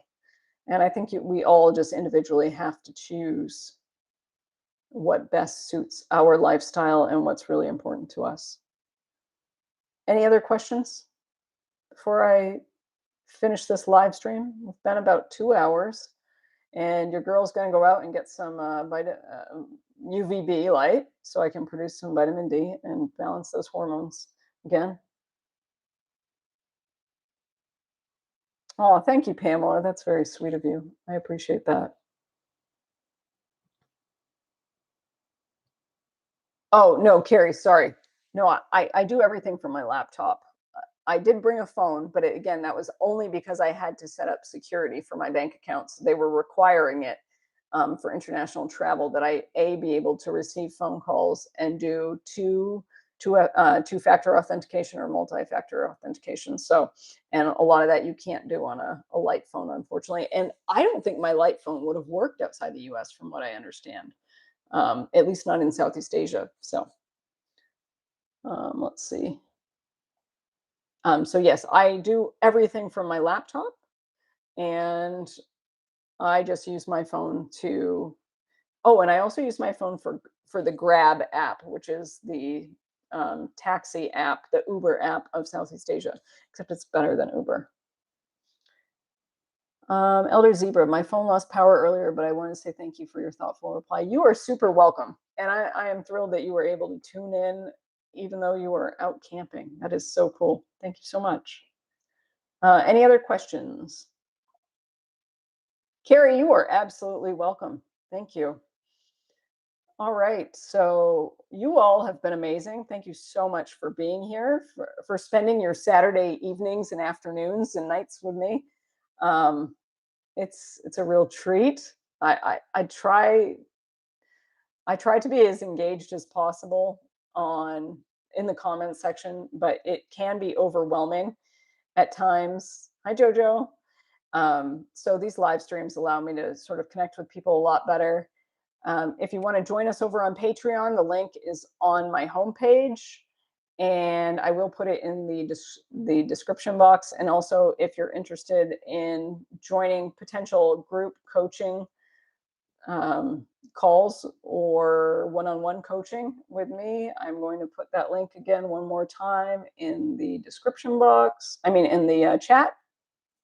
There you go. And if you are tuning in late, I just want to let you know that you can rewatch this video and you'll have access to everything. Oh shoot! Before we go, I think we have a question. Mary Von Roy. I'm 32. I moved back with my mom, and I feel unsure of what to do next in life. I am drawn to spirituality, health, and also I feel drawn to Europe. Any advice in general for making that change? You are great. Thank you so much, Mary. You're welcome, Brian. Thank you. So, Mary, quick question. It really depends on your financial safety net and everything like that. If you feel super comfortable, first of all, moving to Europe is no easy feat, especially if you don't have like investment level money. So again, I don't know your finances, so I'm just going to put that out there just in case. However, there are countries where you can go if you don't have a huge investment, like a huge amount of money to invest in the country, and you can live year round. Albania is one of those countries. The Republic of Georgia is another. And I personally have never been to Albania. And actually, the Republic of Georgia was a country I was considering living in because they have a beach and mountains, and they sound like a glorious people, very friendly and welcoming. But yeah, I would do your research on where you're able to live legally, what your source of income is going to be. I would always say generate the income first, unless you have a huge runway and you have a year's worth of expenses covered where you can develop your own income. That's going to be key. Again, I can't really tell you what you should do. That's something you're going to have to clarify yourself on. But if you do need to save money, I recommend looking at my travel jobs video if you are in the US, because that you could do seasonal work to save up a good stash of cash and then get free housing and get to work in cool places all over the US. Again, thank you for the kind words. I really appreciate that. Brian, thank you. Pamela, thanks so much. Right back at you. You too, Glenn. Thank you so much. Yes, it is only 9:30 a.m. and I'm going to be right back out. Oh, yes, Riff, thank you so much. Asking me to put out my Buy Me a Coffee link. I never remember to talk about that stuff, but thank you so much. Yes, there's the Buy Me a Coffee link. There you are. In case anyone feels inspired to support the channel, I thank you in advance. Let's see what else. Northern Georgia. Yes, Pamela. I hope you get plenty of sleep. Mary, you are most welcome. All right, everyone. It's been an absolute treat. Thank you so much for being here. And I intend to do a live stream at least once every 7 to 10 days. And ideally on weekends, because I know that's when people have the most time. And I try to change the times so that I'm catching people in different time zones. This one was basically catering towards my North American friends and Central and South American friends. And I'll try to catch my European friends very soon, and my friends in Asia. All right, everyone. Have a marvelous day. I love you all, and I'll catch you soon. Take care. Bye-bye.